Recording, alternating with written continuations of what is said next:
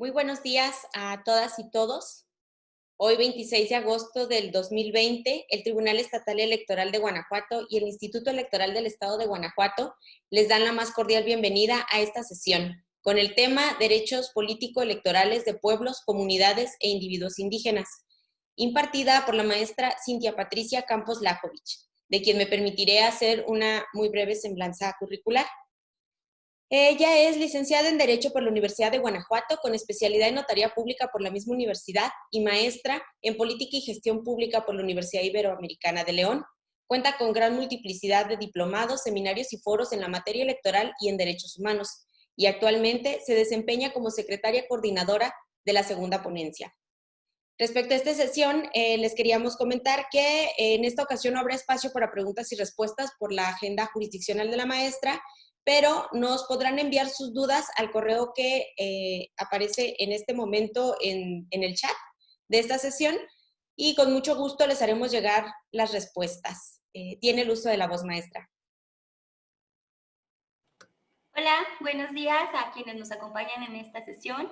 Me siento muy honrada de poder compartir este módulo con ustedes porque veo que estamos siendo acompañados por compañeros, amigos, colaboradores y personas que se han dedicado toda su vida a la materia electoral, cuya experiencia en lo personal incluso me ha formado, de modo que me siento muy honrada de poder compartir esta mañana con ustedes. Y sin más preámbulo, vamos a comenzar a trabajar y a recordar este tema que últimamente hemos tenido como más en el foco. Voy a comenzar por establecer algunas cuestiones de metodología, estableciendo el contenido y la realización de dos ejercicios particularmente importantes durante el desarrollo de la exposición. Y para finalizar, vamos a realizar una evaluación sencilla de dos preguntas que nos servirán para reflexionar sobre los temas que hemos tratado y el lugar en donde nos encontramos compartiendo desde el ejercicio diario. Voy a compartirles, voy a compartir pantalla. Aquí está.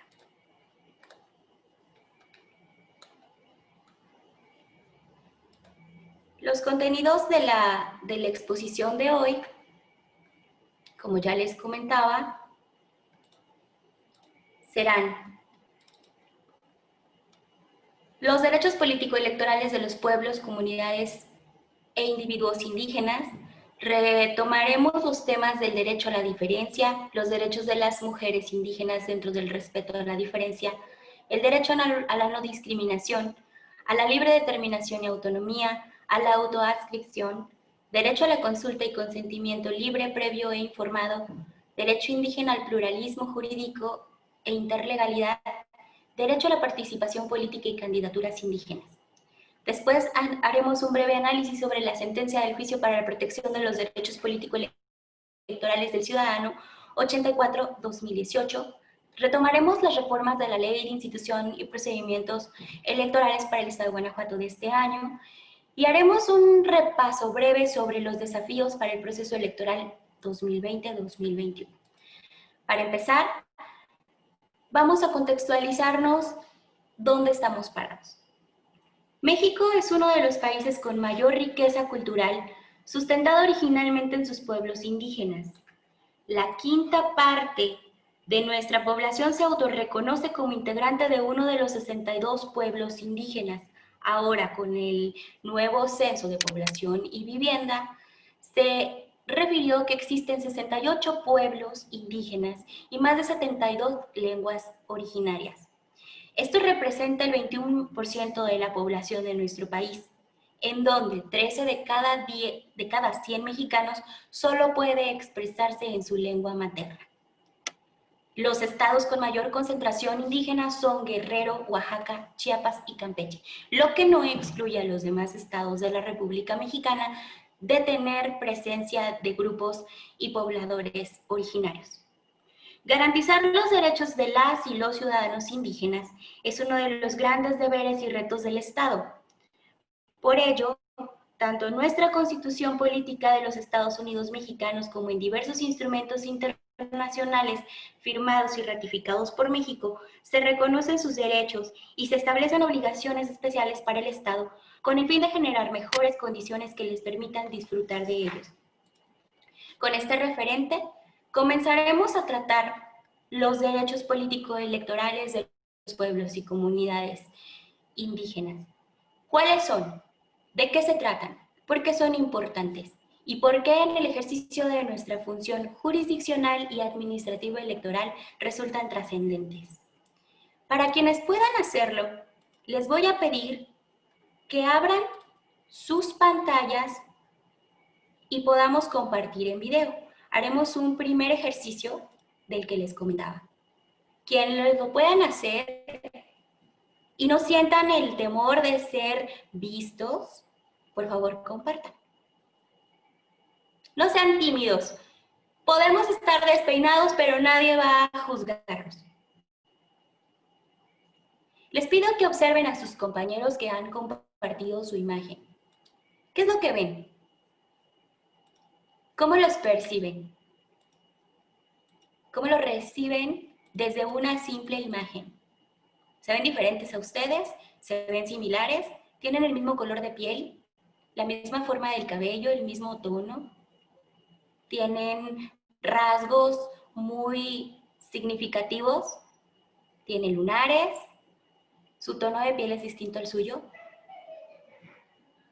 La pregunta parece totalmente fuera de contexto, pero si nos observamos bien, adquiere importancia cuando se trata de reconocer el derecho a ser diferentes. El derecho a la diferencia, tratándose de pueblos originarios, implica el reconocimiento a sus distintas formas de organización social, lenguas, creencias y tradiciones. Al coexistir los pueblos diferenciados en un país, es necesario el respeto a sus diversas formas de organización política, económica, jurídica y social. El ejercicio de vernos es una herramienta para reconocer en el otro la diferencia que se ve, pero no podemos entender el contexto con una sola imagen. Eso es lo que viven los pueblos originarios en México. La diferencia que ellos tienen va más allá de lo visible.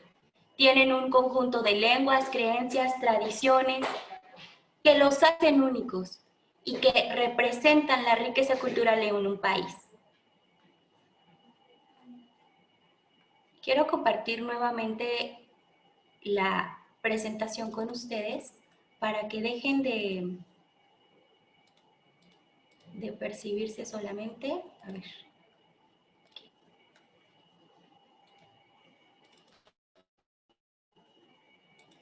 Ahí están viendo el concepto que da el manual sobre los derechos político-electorales de los pueblos y las comunidades indígenas, sobre qué es reconocer a sus individuos, a sus otros integrantes del país, el completo conjunto de qué es ser diferente. La organización de un pueblo a otro lo hace distinto.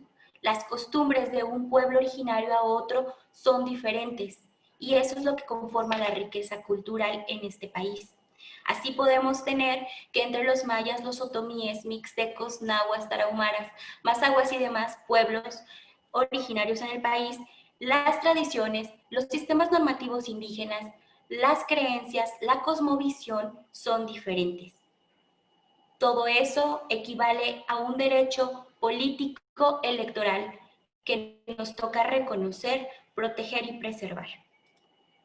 Otro de los derechos es el de las mujeres indígenas dentro del respeto a la diferencia. De por sí es complicado establecer la diferencia entre hombres y mujeres. Actualmente las mujeres no tienen muchos lugares de participación. Hoy Guanajuato amaneció con el decoroso y nada decoroso primer lugar en feminicidios a nivel nacional. Nos habla de una segregación entre hombres y mujeres que permea entre los que no somos pueblos originarios. Las diferencias entre los pobladores de pueblos originarios pasan por otro filtro que es el de la interseccionalidad. Para paliar las diferencias entre hombres y mujeres indígenas, debemos tener en cuenta que no se atiende a una sola cosmovisión. Cada pueblo es diferente y bajo ese escenario se imprime una realidad que no es igual, no es homogénea. Por lo tanto, cada caso que nos toque conocer tendrá tintes especiales y características únicas que nos harán diferenciarlos unos de otros. Esto nos da avance a tratar a los derechos humanos desde un enfoque diferenciado, que significa que no son iguales los derechos, aunque estemos hablando de grupos originarios, pueblos originarios, grupos de personas indígenas. Es decir, los derechos que requieran ser cubiertos en un grupo chichimeca jonás o ESAR, que forman parte de la población de Guanajuato, tal vez no sean los mismos derechos que requieran ser protegidos en un grupo originario que conforme la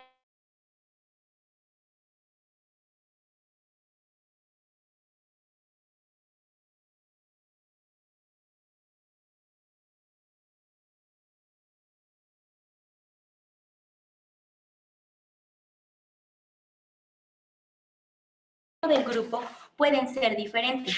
Esto significa, no todas las mujeres realizan las mismas actividades ni tendrán reconocidas las mismas facultades dentro de cada grupo poblacional de esta naturaleza. Esto quiere decir, habrá pueblos originarios en donde las mujeres no puedan votar ni ser votadas, no puedan trabajar, o bien donde puedan ser votadas, donde puedan votar, donde puedan trabajar o donde puedan representar a toda la comunidad sin limitación alguna. Actualmente hay grupos de población indígena en donde no se permite a las mujeres ejercer un cargo de elección popular, ni tampoco tener representación política o decisoria dentro de su sistema normativo.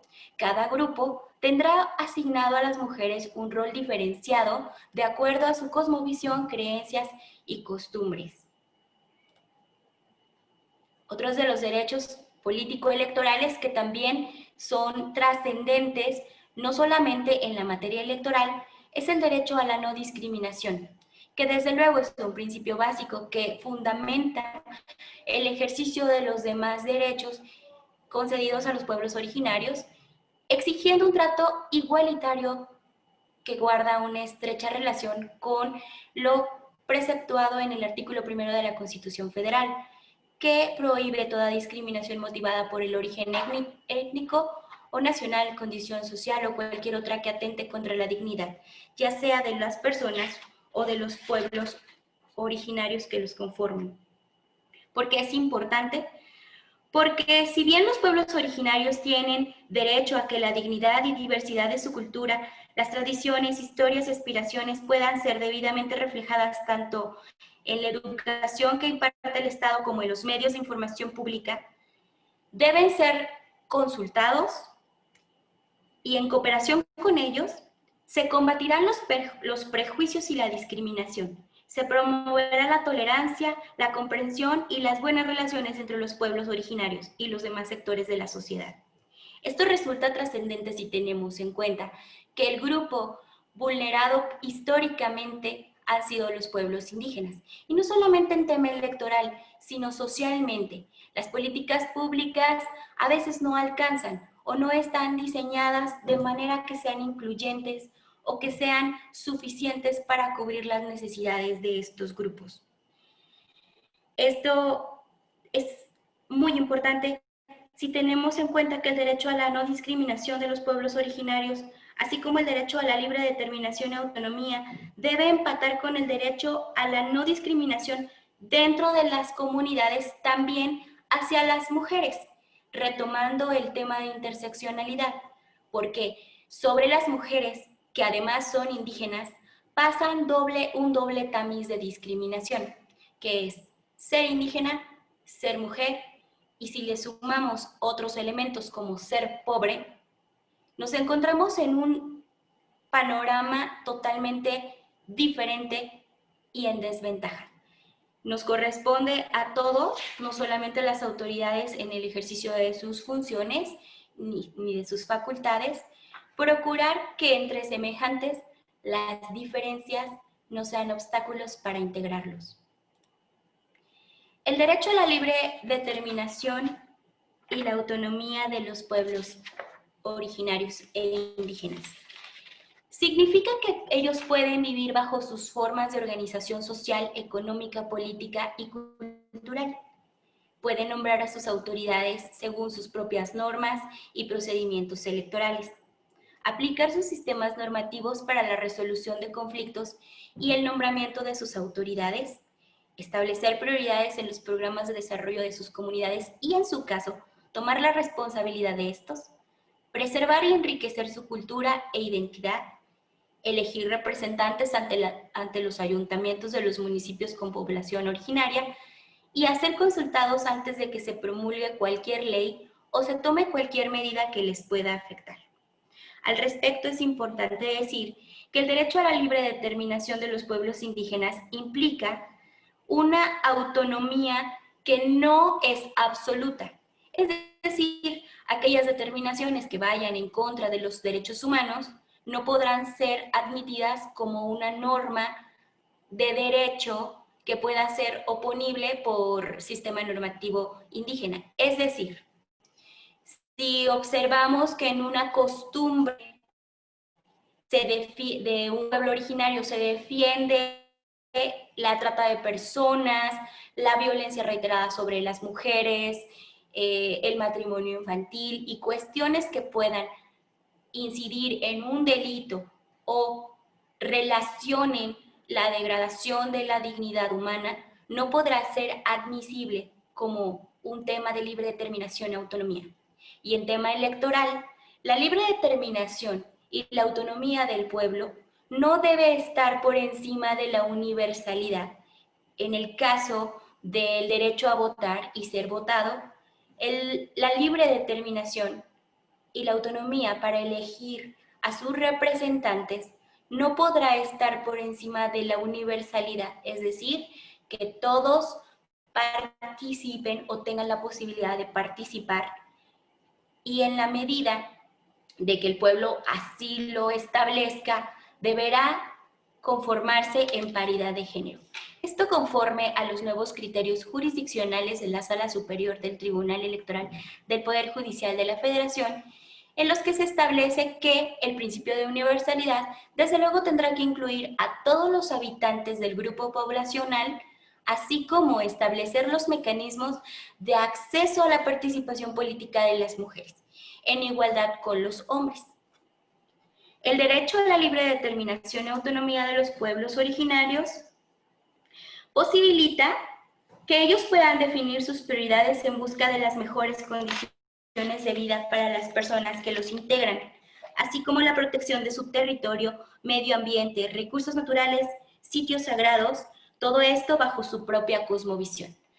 Que sobra decir que no es menor el tema porque la cosmovisión de cada grupo poblacional indígena es diferente entre sí.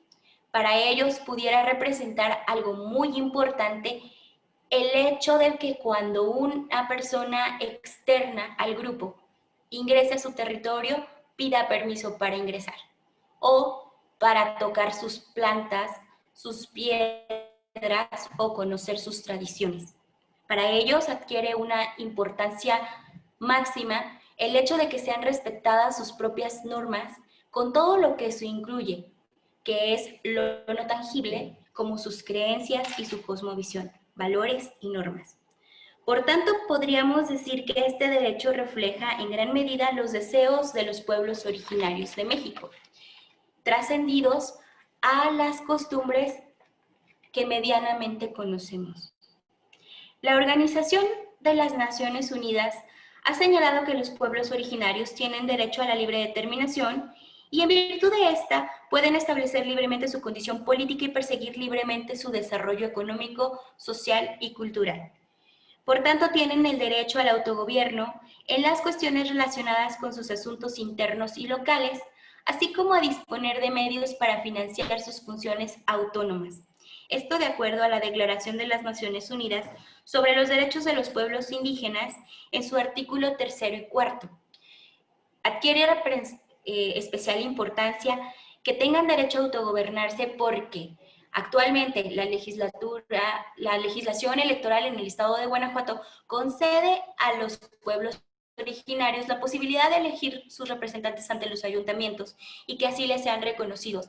De manera que si el pueblo originario organiza su elección, elige a su representante y lo presenta ante un ayuntamiento, el ayuntamiento está obligado a reconocerle a ese representante como vocero y portavoz de lo que la comunidad indígena estima como prioritario para su desarrollo, la garantía de sus derechos humanos y la preservación de su propia cultura. El derecho a la libre determinación y autonomía, desde luego, debe incluir su participación política en la vida nacional, y el Estado deberá promover las vías para ello. Ejemplo de esto es el caso Yatama contra Nicaragua, llevado ante la Corte Interamericana, en donde se reconoció el derecho de los pueblos indígenas a la participación política a través de candidaturas de esta naturaleza, candidaturas indígenas, y sin embargo, no obstante, fue negada por el Estado de Nicaragua. La Corte Interamericana estableció que los grupos poblacionales indígenas pueden elegir a sus representantes. Esto trasciende a nuestros pueblos indígenas y a la propia legislatura, la legislación guanajuatense, que ahora reconoce esa posibilidad. El derecho a la autoadscripción. Este es un derecho que adquiere mucha importancia no solamente en el tema jurisdiccional, sino en el tema de la identidad, porque es una declaración unilateral de las personas o comunidades para identificarse como descendientes de pobladores que habitaban en el territorio nacional al iniciarse la colonización y que conservan sus propias instituciones sociales, económicas, culturales y políticas, o parte de ellas.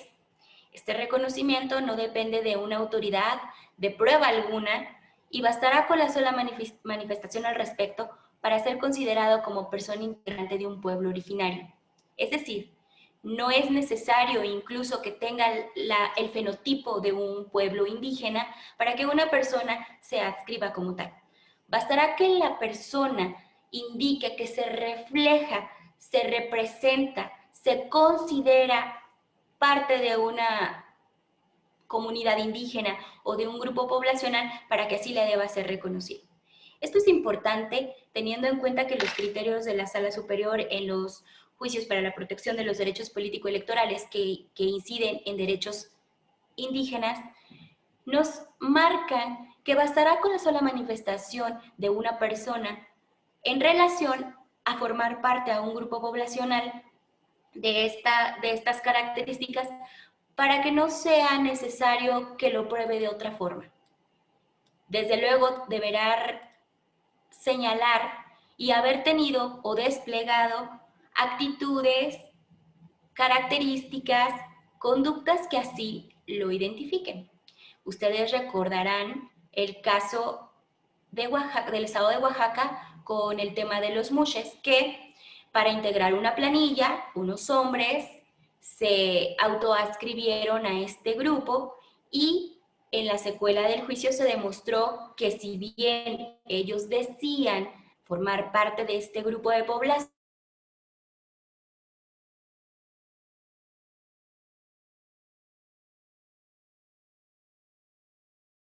al que se estaban autoadscribiendo. Este detalle adquiere importancia si tenemos en cuenta que no podemos establecer la protección de un derecho humano y político electoral de un grupo trastocando el de los demás. Entonces, si bien el derecho a la autoadscripción bastará con que la persona lo diga, también será necesario que así lo acredite en pro de la protección de los demás integrantes del grupo de población. El derecho a la consulta y consentimiento libre, previo e informado es otro de los derechos político-electorales más importantes. sobre todo en esta época en donde las determinaciones deben de tomarse tomando en consideración la opinión de los grupos originarios y de población indígena. Para el diseño de políticas públicas, electorales e incluso trascendiendo a la procuración de la preservación de estos grupos. El convenio 169 de la OIT, en su artículo primero, señala que la conciencia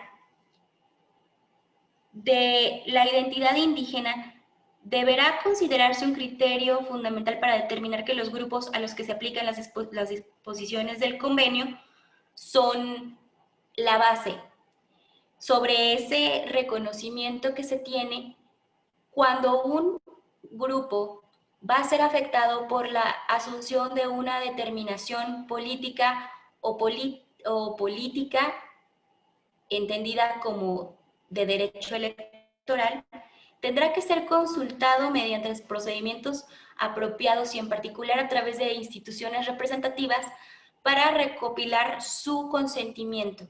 Este consentimiento deberá ser informado, previo y libre. Es decir, previo a la determinación o a la adopción de cualquier decisión que pudiera afectarles, el Estado está obligado a preguntar al grupo de población si está de acuerdo y, en su caso, si pueden hacer aportación para la adecuación de la política que va a asumirse. El derecho a la consulta previa a los pueblos originarios así se constituye en una garantía que posibilita su participación real y efectiva en toda decisión gubernamental que pueda dañar sus derechos. Por lo tanto, los estados deberán consultarlos mediante los procedimientos apropiados. ¿Qué significa tener un procedimiento apropiado? Debemos de partir del tema de la legalidad. Para que un procedimiento sea apropiado, en una norma. Pero no bastará con que sea una obligación del Estado y que esté en una norma. En el caso de los grupos de población originaria, tenemos que atender también al bloque de constitucionalidad, así como a la jurisprudencia internacional, para que el derecho a la consulta pueda tener sólidas bases que lo hagan también legal. En ese contexto, es importante referir que el bloque de constitucionalidad no solamente se circunscribe a lo que establece el artículo 1 y 2 de nuestra Constitución, sino que también, tratándose de derechos indígenas, deberemos tomar en cuenta lo preceptuado en el Convenio 169 de la Organización Internacional del Trabajo sobre pueblos indígenas y tribales, la Declaración de la Organización de las Naciones Unidas sobre los derechos de los pueblos indígenas, el Convenio Internacional sobre la Eliminación de todas las formas de discriminación racial, el Pacto Internacional de Derechos Económicos, Sociales y Culturales y Pacto Internacional de Derechos Civiles y Políticos, y la Convención Americana sobre Derechos Humanos. Y esto tiene una razón de ser. La obligación de los estados de reconocer el derecho a la consulta y de las comunidades y pueblos originarios no solamente debe estar circunscrito a la legislación nacional ni local, refiriéndonos a las legislaciones de cada estado. Se trata de ampliar la gama de protección que pueden tener estos grupos, porque las determinaciones que se pueden asumir pueden no ser de efectos solamente locales, entendiéndose para la comunidad, sino pudieran ser medidas que se adopten para todo un estado federativo o bien para todo un estado como pudiera ser el Estado mexicano, entendiéndose como tal medidas y políticas de educación, salud y también electorales, desde luego, de seguridad pública y en los casos de las emergencias públicas, como la sanitaria que ahora vivimos, el Estado también está obligado a tener en cuenta que los grupos de población originaria no tienen las mismas condiciones de vida que aquellos grupos que no lo son. Por lo tanto, cuando cada estado deba o pretenda asumir una determinación, el derecho a la consulta siempre estará sustentado en el respeto a los derechos y a la cultura propia o identidad cultural, y no los afecten en lo que es intangible, como es su creencia, su cosmovisión y su territorio. El derecho a la consulta previa, desde luego, deberá reflejarse en el contenido de las normas o de las medidas de que se trate implementar. Su contenido deberá siempre garantizar el derecho a la libre determinación de los pueblos, que ya referimos no es absoluta, y tratándose de materia electoral, tendrá que ser muy precisa para que los pobladores originarios puedan llevar a la par su sistema normativo indígena con las políticas que establece el Estado como un sistema rígido de legalidad y puedan coexistir los dos sistemas. Al respecto, es importante referir que en la sentencia sub-JDC 9167-2011, que sirve de referencia para los asuntos en donde se tenga que tomar alguna determinación sobre una política pública o alguna decisión que pueda afectar un derecho de algún pueblo originario o de población indígena, sobre todo en materia electoral, las características que debe contener una consulta son endógeno, libre, pacífico, democrático, equitativo, socialmente responsable y autogestionado. Endógeno refiere que el resultado de las consultas debe surgir de los pueblos originarios, de dentro del pueblo originario, para hacer frente a las necesidades de ese grupo. En el diseño de políticas públicas y políticas sociales, siempre tendrá que atenderse a las necesidades del grupo poblacional. Es interesante ver cómo muchas de las decisiones se toman sin la consulta de estos grupos, sin saber cuáles son sus verdaderas prioridades. Y después, esos mecanismos o instrumentos fracasan porque no han sido establecidos bajo la necesidad real de estos grupos. La consulta deberá ser libre en el sentido de que deberá realizarse con el consentimiento del grupo o pueblo indígena, en donde deberán participar en todas las fases de su desarrollo. Esto adquiere principal importancia, sobre todo si tenemos en cuenta que habrá procedimientos de consulta y de adecuación de normas o políticas de desarrollo que se establecen a través de fases, y a través del éxito de cada una de ellas es que pueden avanzar hasta tener el resultado deseado. De modo que si la participación de la comunidad no es sólida, las fases no avanzan y el resultado no se logra, o adverso. De aquí lo importante que el desarrollo tanto de la consulta para establecer nuevas decisiones sobre un pueblo o que puedan afectar a un pueblo originario sea libre y previo, con la información necesaria y pertinente para que así sea desarrollado. Desde luego, tiene que ser pacífico para prevalecer y privilegiar las medidas conducentes y adecuadas para que se establezcan todas las condiciones de diálogo y consenso. Esto adquiere principal importancia, sobre todo en aquellos grupos poblacionales que tienen conflictos intracomunitarios, intercomunitarios o extracomunitarios. ¿Qué significa? Pudiéramos estar hablando de la adecuación o la implementación de una determinación en un grupo poblacional indígena en donde exista un conflicto intracomunitario, es decir, que la comunidad indígena esté dividida en varios bandos o en varios grupos que sean divergentes. Es importante que cualquier decisión que se asuma tenga el consenso general, y si existe un conflicto intracomunitario, es muy posible que el resultado no sea del agrado de todos. Un conflicto extracomunitario implica el problema entre un grupo poblacional y el exterior, que se da en su mayoría cuando se trata de la implementación de una política pública que afecte algún derecho, como el derecho al agua, o al territorio, o a la educación. que es más factible que el grupo poblacional esté peleándose hacia el exterior por la preservación o la garantía de un derecho que ellos ostentan. Y otro de los conflictos que pudiéramos encontrar y que se trata de evitar es el conflicto intercomunitario. ¿Qué significa? Que un grupo poblacional esté en conflicto con otro grupo poblacional que se encuentre cerca, situado o asentado cerca del mismo, y que por alguna circunstancia pudieran tener algún punto de divergencia. Pudiera ser, sobre todo en temas de territorio o en temas de organización política. ¿Por qué es trascendente identificar el tipo de conflictos que se presentan?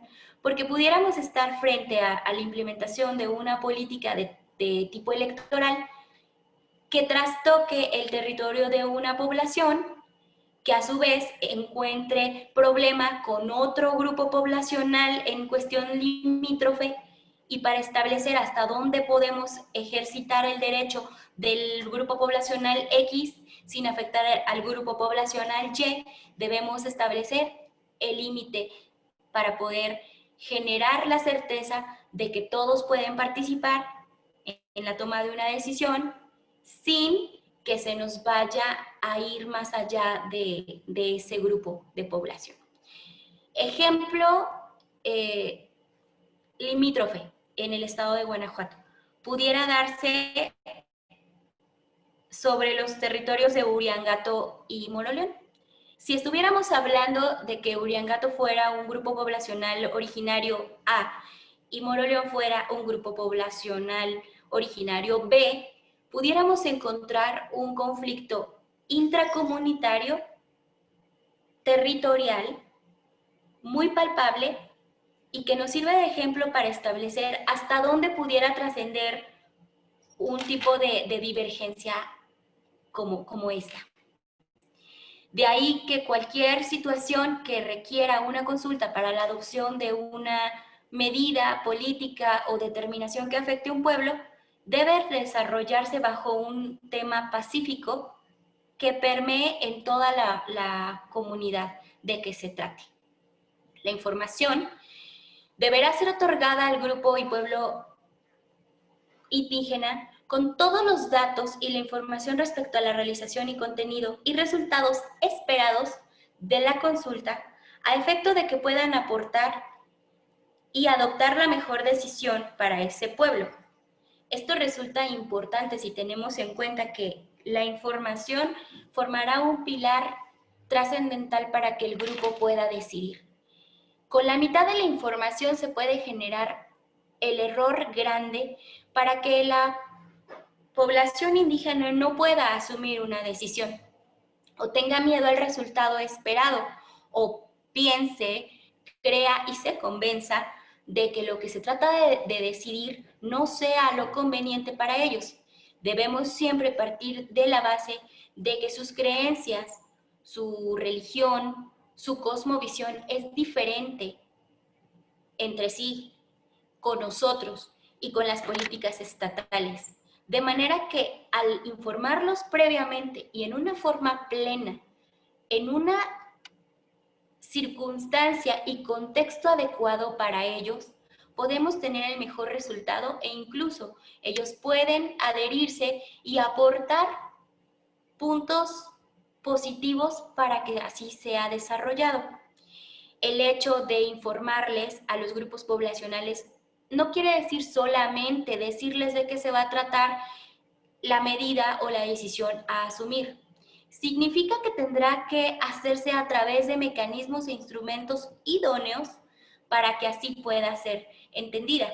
En este contexto, la Sala Superior, a través de su línea jurisdiccional y jurisprudencial, ha establecido como obligación de las autoridades en materia electoral incluso la necesidad de traducir a las lenguas madres, según sea el caso en cada pueblo, de aquellas determinaciones que resulten importantes y de trascendencia para que ellos estén informados y puedan decidir libre, previa e informadamente sobre lo que se les hace saber, sobre lo que se les quiere implementar, sobre los resultados y sobre todo las consecuencias jurídicas de los actos que se vayan a desarrollar.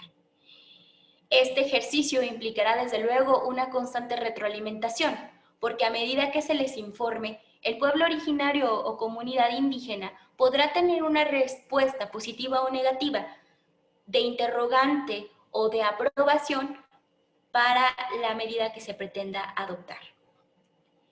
Tendrá que ser democrático, porque en la consulta deberá establecerse cada mecanismo correspondiente para que los pueblos puedan participar en su mayor número de integrantes, retomando el principio de universalidad para que todos tengan acceso a la participación y que la adopción de las resoluciones le aplique en un criterio de mayoría y que sea respetado en todo momento por la comunidad y también por parte del Estado como su aplicador, potenciando y garantizando que se respeten en todo momento los derechos humanos. Tendrá que ser un procedimiento equitativo porque deberá beneficiar por igual a todos los miembros, sin discriminación, y contribuirá a reducir las desigualdades, garantizando la participación de las mujeres en condiciones de equidad. Desde luego tendrá que ser una consulta socialmente responsable porque deberá responder a las necesidades identificadas por los pueblos y las comunidades indígenas.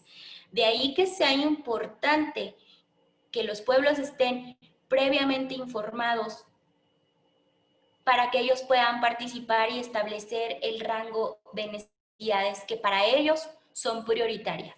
Recordemos que lo que es prioridad para un pueblo pudiera no ser prioridad para otro. Traigan a su mente las necesidades que pudieran tener los pueblos tarahumaras versus las necesidades que pudiera tener un grupo de población indígena en Chiapas. Evidentemente, las necesidades y las prioridades de cada grupo poblacional son diferentes. Así, se pueden trasladar a todos los ámbitos del grupo, entendido como de salud, social, de territorio y también electoral. Tendrá que ser una consulta autogestionada porque las medidas que se adopten a partir de esta deberán ser manejadas por los propios interesados, es decir, las consultas no solamente implican un diseño o instrumentación de un procedimiento. Tratándose de pueblos originarios o comunidades indígenas, tendrá que ser también un mecanismo viable para que el pueblo se involucre y formen parte de la adopción de la decisión. Es decir, que sea tan identificado con ellos que puedan participarlo también por voluntad. Es decir, que el propio grupo poblacional sirva como instrumento para el desarrollo de la consulta y el logro de los resultados esperados tras esta consulta. Otro de los derechos político-electorales importantes es el de los pueblos originarios al pluralismo jurídico e interlegalidad. Este derecho es importante porque en términos de la Constitución Federal se reconoce a la nación como una composición pluricultural sustentada originalmente en sus pueblos originarios que conservan sus propias instituciones sociales, económicas, culturales y políticas. Por tanto, reconocer el carácter pluricultural implica necesariamente reconocer el pluralismo jurídico. ¿Qué significa? Significa que cada grupo de población indígena u originaria tiene sistemas normativos diferentes. Habrá aquellos en donde la Asamblea General del grupo esté regida por unos cuantos que fueron elegidos representativamente en todo el grupo, pero habrá asambleas que además tengan delegados en otros pequeños grupos ciertas funciones.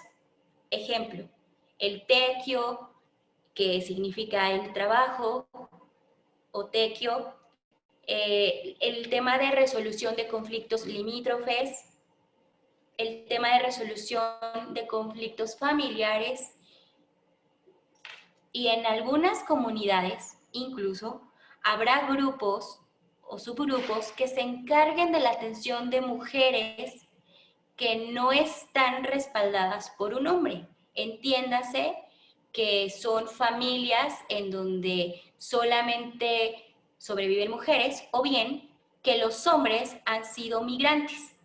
Hay grupos de población en México en donde las comunidades ponen especial atención en los grupos de mujeres que han quedado solas por diversas razones. Entonces, cada comunidad tendrá una forma diferente de organización y ese pluralismo también nos genera la multiplicidad de sistemas normativos de un pueblo a otro. Debemos tener en cuenta que la Organización Internacional del Trabajo establece que la aplicación del instrumento internacional deberá reconocerse y protegerse los valores y prácticas sociales y culturales, religiosas y espirituales de los pueblos, y deberá tomarse debidamente en consideración la índole de los problemas que se les plantean tanto colectiva como individualmente. ¿Qué significa? Que la propia Organización Internacional del Trabajo reconoce que cada grupo de población tendrá prácticas sociales, religiosas, espirituales y culturales propias, lo que llevará a reconocer que tienen un sistema distinto entre uno y otro. Es decir, pudieran tener un conjunto complejo de normas que se rijan tanto por lo social como lo político y a su vez estar involucrados con temas de religión. Por citar un ejemplo, algunos de los pueblos originarios en México tienen como sagrado el cuidado de las biznagas y las piedras, así como de los árboles que están en su territorio. Y cada uno de esos elementos tiene una representación de autoridad y de norma sobre su grupo poblacional. De tal forma que al elegir a un representante, es a través de una piedra sagrada que ellos pueden identificar a la persona que los va a representar.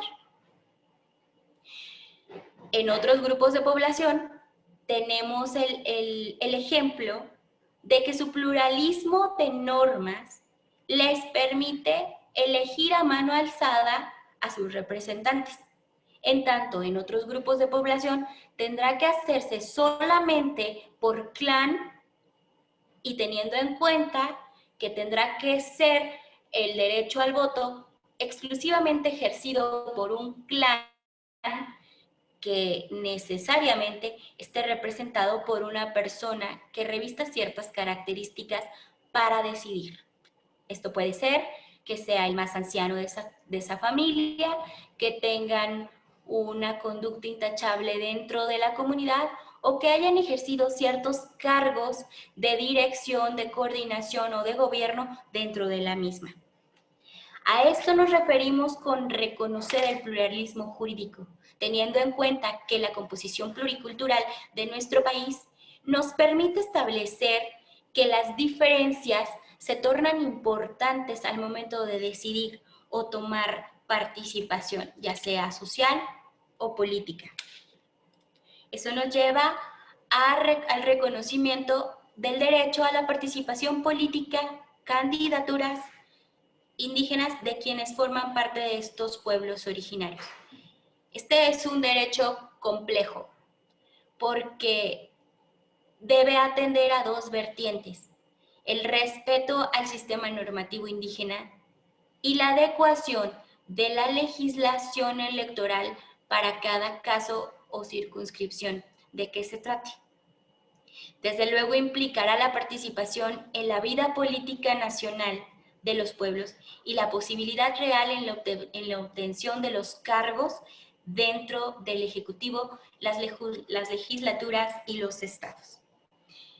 Si bien es de gran importancia el autogobierno de cada grupo, el derecho electoral para la vida interna de los pueblos originarios no debe perderse de vista que es importante que la protección de sus intereses resulte de igual importancia y de igual representación en la participación política de estos grupos en lo local y en el ámbito nacional.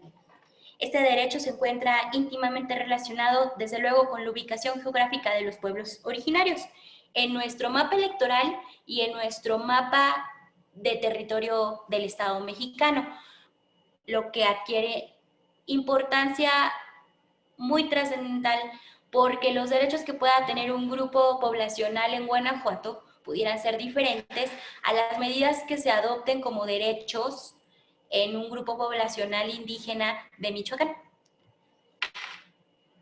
Dentro del marco legal de los derechos político-electorales de los pueblos originarios, se hace especial énfasis en los artículos transitorios de la reforma constitucional publicada en el Diario Oficial del 14 de agosto de 2001, que refiere que para establecer la demarcación territorial de los distritos electorales uninominales, deberá tomarse en consideración, cuando así sea factible, la ubicación de los pueblos y comunidades indígenas a fin de propiciar su participación política. Estos temas adquieren una importancia trascendente en nuestro Estado, sobre todo en lo que fue materia de impugnación en la sentencia del Juicio para la Protección de los Derechos Político-Electorales del Ciudadano 84-2018, que, si así se me permite decirlo, puso en el foco la necesidad de regular los derechos de participación política de los grupos de población indígena. En esta sentencia se resolvió declarar la inexistencia de la falta de una regulación que hiciera efectivo los derechos político-electorales de los pueblos y comunidades e individuos indígenas consagrados tanto en la Constitución local como en la federal, y por tanto se exhortaba al Congreso del Estado para que realizara las adecuaciones pertinentes. Asimismo, declaró la omisión del deber de garantía del Instituto Electoral del Estado de Guanajuato en la protección de los derechos político-electorales de los pueblos, comunidades e individuos indígenas, y se vinculó al Instituto para que emitiera los reglamentos pertinentes en protección de los derechos político-electorales a favor de dicho grupo poblacional. La controversia surgió tras la solicitud de registro de candidaturas indígenas. En el momento en el que se presenta este juicio ciudadano, no se contaba con la instrumentación ni de un reglamento, ni de lineamientos, ni mucho menos estaba considerado en la ley electoral local la posibilidad del establecimiento de candidaturas indígenas. De manera que ante esta falta de regulación era necesario que se tomaran en cuenta todos los derechos político-electorales de los grupos y se estableciera un nuevo camino para garantizar y hacer patente la posibilidad que tienen de participar políticamente en el Estado. Esto nos llevó a que en la sentencia, tras estudiar y pormenorizadamente determinar que le asistía el derecho a la participación política, a la consulta, a la autoadscripción, al propio sistema y reconocimiento de lo indígena dentro de nuestro Estado, era necesario exhortar al Congreso del Estado para que emitiera la norma que así lo reglamentara y el Instituto Electoral del Estado de Guanajuato estuviera en posibilidad de vincularse a través de los reglamentos o lineamientos pertinentes para el establecimiento de estas candidaturas, que en conjunto generara la protección a los derechos político-electorales a favor de los grupos de población indígena asentados en el Estado. Esto nos llevó al año 2020 en la reforma a la ley de instituciones y procedimientos electorales para el Estado de Guanajuato, que ahora ya materializa los esfuerzos de esta sentencia y reconoce el derecho a la participación política de los grupos de población originaria en el Estado. Son dos las referencias importantes que hace esta reforma. En el artículo 16, reconociendo que si bien cada municipio será gobernado por un ayuntamiento, y que los integrantes serán representantes electos según el principio de mayoría relativa y de representación proporcional, los pueblos y las comunidades indígenas que se asienten en ellos tendrán derecho a elegir en estos municipios los representantes ante sus ayuntamientos. La Constitución del Estado y la ley reconocerá y regularán estos derechos en los municipios con el propósito de fortalecer la participación y representación política de estos grupos de conformidad con sus tradiciones y normas internas. ¿Qué significa esto? Que ahora los grupos de población indígena tienen la posibilidad de presentar a su representante a los ayuntamientos. Un representante que en los municipios donde haya asentamientos de estas naturalezas, de estas características, tendrán que haberse realizado a través de sus tradiciones y normas internas. De manera que serán los portavoces y los primeros enlaces entre el ayuntamiento y el grupo de población. De esta manera, los grupos y poblaciones indígenas elegirán, de acuerdo a sus principios, normas, procedimientos y prácticas tradicionales, a las autoridades o representantes para que tengan la libertad del ejercicio de sus formas propias de gobierno interno, sin que eso trastoque el ámbito municipal. Es decir, que puedan coexistir el gobierno municipal, pero sin que las determinaciones que tome el ayuntamiento puedan incidir sin previa consulta, sin garantía de audiencia y afectando directamente al grupo de población indígena que se asienta en el territorio. La otra vertiente de la reforma a la ley electoral local fue la considerada para las candidaturas indígenas. ¿Qué significa? Implica la posibilidad de que las planillas o en el registro de las planillas para integrar ayuntamiento en municipios en donde exista población originaria registrada por el INEGI y que tenga un cierto porcentaje que es el 25%, así como que el municipio se encuentre en el padrón de pueblos y comunidades indígenas del estado de Guanajuato, los partidos políticos, las coaliciones y candidatos independientes incorporarán al menos una fórmula de candidaturas a regidurías integradas por personas indígenas en los primeros 4 lugares de la lista. Si la planilla cumple con estos requisitos, desde luego el registro se tendrá por cumplido y también lo tendrá así por satisfecho si en la planilla de la candidatura al cargo a la presidencia municipal o en la fórmula de síndico se trata de personas indígenas. Este párrafo de la reforma adquiere principal importancia si tenemos en cuenta que no solamente reconoce el derecho a la autoadscripción, sino también se apega al principio de legalidad al establecer que se tratará de municipios en donde esté reconocida la población originaria, registrada por el INEGI, que tenga un cierto porcentaje y que el municipio además se encuentre dentro del registro del Padrón de Pueblos y Comunidades Indígenas del Estado de Guanajuato. Traduzcamos estos elementos como un mecanismo de seguridad que nos puede generar la certeza de tanto de participación del grupo poblacional como la restricción o la reducción del riesgo de que cualquier otra persona en ejercicio indebido del derecho a querer votar o ser votado se autoadscriba como indígena y quiera registrarse como candidato indígena sin serlo. Este es un mecanismo sencillo que pudiera evitar conflictos como los que pasaron en Oaxaca con el tema de los mushes, que ya les comentaba, y que pudiera ser un buen arranque para la representación indígena en nuestro estado. Esencialmente, la reforma a la ley electoral local derivada de la sentencia del Juicio Ciudadano 84-2018 nos abre la puerta a una nueva realidad en este tipo de conflictos que involucran a personas de grupos originarios o de poblaciones indígenas. Debemos tener en cuenta que de la realidad que se plasmó en la sentencia de 2018 a la realidad que tienen los grupos de población indígena y originaria en 2020 y los retos para el proceso electoral de 2020 y 2021 ya son diferentes. No solo el derecho debe evolucionar, sino que debe acompañar a la evolución de los pueblos. Y ahora, no obstante las reformas, Las necesidades, la participación y la información que pueden poseer los pueblos y comunidades indígenas es diferente, lo que implicará una nueva realidad y un nuevo reto tanto para la autoridad electoral administrativa como la jurisdiccional electoral en el Estado.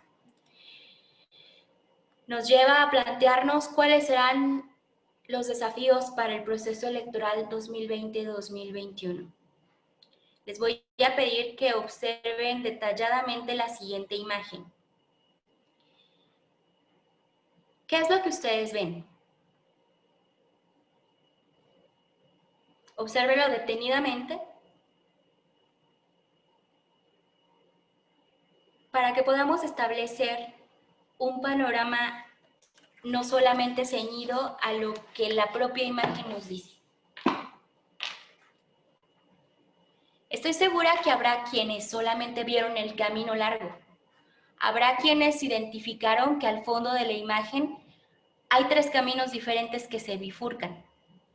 Habrá quienes identificaron que los árboles estaban cubiertos de musgo, que son árboles frondosos, que están perfectamente bien alineados, que el camino está cubierto de adoquines, que parece que llovió en la imagen o que recientemente hubo tormenta por la humedad que se percibe.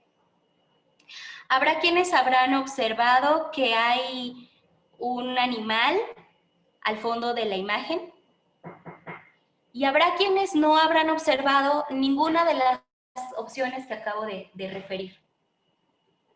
En el tema de derechos humanos, el foco y la diferencia está en quien la percibe. El tratamiento diferenciado de los derechos humanos y de los derechos político-electorales deberá ser diferenciado de acuerdo al grupo, la persona o la situación que se plantea. El desafío más grande que se puede percibir para el proceso electoral 2020-2021 en tema de grupos y pobladores de pueblos originarios e indígenas es precisamente que el trato tendrá que ser atendiendo a las condiciones y características de estos grupos, porque para poder tener un contexto intercultural que nos lleve a determinar cuáles son las medidas y mecanismos idóneos para cada uno de ellos, tendremos que pasarlo por el tamiz de la interculturalidad, de la interseccionalidad y desde luego bajo el tamiz irrestricto de la protección a los derechos humanos. De los desafíos más grandes que se vienen para el proceso electoral es precisamente garantizar el acceso al ejercicio y la participación política de estos grupos, así como el establecimiento de mecanismos idóneos e instrumentos útiles para que así puedan acceder a ellos. Estará a cargo de la autoridad administrativa electoral el establecimiento de los lineamientos para que ellos puedan ejercitar los derechos político-electorales que les son inherentes. Y a cargo de este tribunal electoral, así garantizarlos. Desde luego, el desafío está enfrente y la percepción dependerá del panorama, de la plataforma en donde estén parados los que así lo ejerzan y desde luego de la sensibilidad de quien vaya a resolver los conflictos, en el entendido de que sobre estos grupos de población no solamente es garantizar el derecho a votar y ser votado, sino que incide en ellos algunas otras restricciones que tendremos que poner en el foco al momento de tomar una decisión que pudiera afectarles. Y precisamente ahora haremos una breve evaluación respecto a estas reflexiones sobre los grupos de los que hemos hablado. Y les voy a pedir que a través de su chat respondan 2 preguntas muy sencillas para evaluar el tema. Hemos hablado de interculturalidad, interseccionalidad, legalidad y conjunción de derechos que tienen y pueden ejercitar los grupos de población indígena. Pero los desafíos los hemos circunscrito en esta exposición a dónde estamos parados nosotros y en el ejercicio de nuestra cotidianidad, hasta dónde podemos percibir lo que los grupos requieren ejercer, se les requiere proteger y lo que nos corresponde hacer a nosotros. Bajo ese contexto, quiero preguntarles, a modo de reflexión y de evaluación, ¿alguno de ustedes sabe qué significa la palabra México? Escríbanlo rápidamente en su chat y díganme, yo sé qué significa México.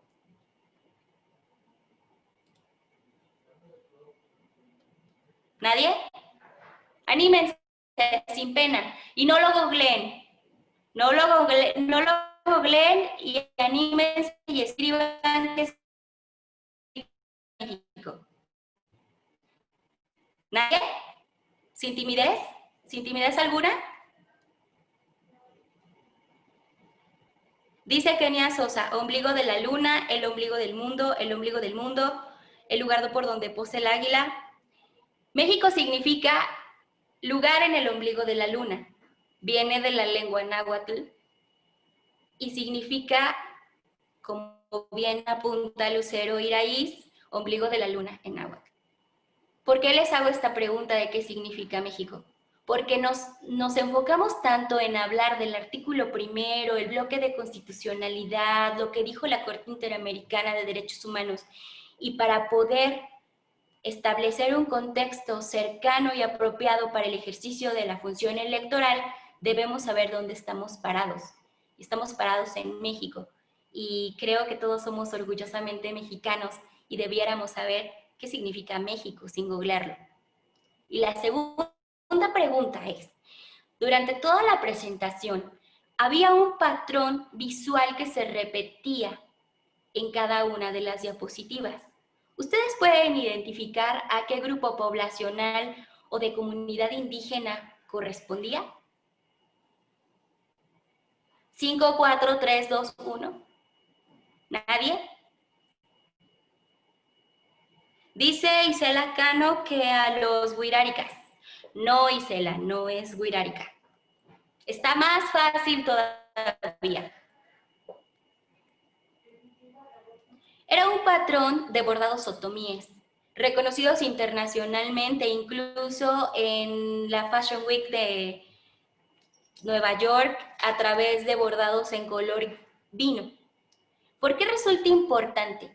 Si visualmente no tenemos el ojo entrenado para identificar lo que nos pertenece como pobladores de un país con una riqueza cultural enorme, tal vez no seamos capaces de identificar las necesidades legales, funcionales y de políticas públicas de los grupos que históricamente han sido vulnerados. Ese es nuestro mayor desafío, ser sensibles a las necesidades del otro y entender que erradicar la discriminación para poder hacer efectivos los derechos de los demás también depende y nace en nosotros y en nuestras actividades cotidianas. Les agradezco mucho el favor de su atención y la participación que han tenido en esta cátedra, que más que cátedra ha sido un repaso, porque veo aquí a compañeros, maestros y amigos que se han dedicado toda la vida al derecho electoral. Y si tengo en cuenta que ustedes han sido parte de mi formación, ¿qué podría venir yo a decirles que ustedes no conozcan? Simplemente me enorgullece mucho poder haber compartido este día con ustedes en este repaso breve sobre los derechos de las comunidades y pueblos originarios de México. Gracias. Buen día para todos. Muchísimas gracias a la maestra Cintia Patricia por su excelente participación.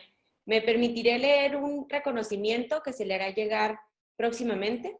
El Instituto Electoral del Estado de Guanajuato y el Tribunal Estatal Electoral de Guanajuato otorgan el presente reconocimiento a Cintia Patricia Campos Lajovich por su valiosa participación como ponente con el tema Derechos Político-Electorales de Pueblos, Comunidades e Individuos Indígenas, en el marco del seminario Análisis de las reformas electorales de 2020 a la Ley de Instituciones y Procedimientos Electorales para el Estado de Guanajuato. Guanajuato, 26 de agosto del 2020. Lo firman el presidente del Instituto Electoral del Estado de Guanajuato, Mauricio Enrique Guzmán Yáñez, y el magistrado presidente del Tribunal Estatal Electoral de Guanajuato, Gerardo Rafael Arzola Silva. Les agradecemos a todos su presencia y les recordamos que por cambio de agenda, la próxima sesión se tratará el tema de notificaciones electrónicas. El día de hoy o mañana más tardar, se les enviará el link a sus correos electrónicos para que no haya confusión respecto a la sesión. Y los esperamos el viernes a las 10 de la mañana. No olviden que si tienen alguna duda, la pueden hacer al correo que se puso aquí en el chat directamente a la maestra Cintia. Que tengan un excelente día. Hasta luego.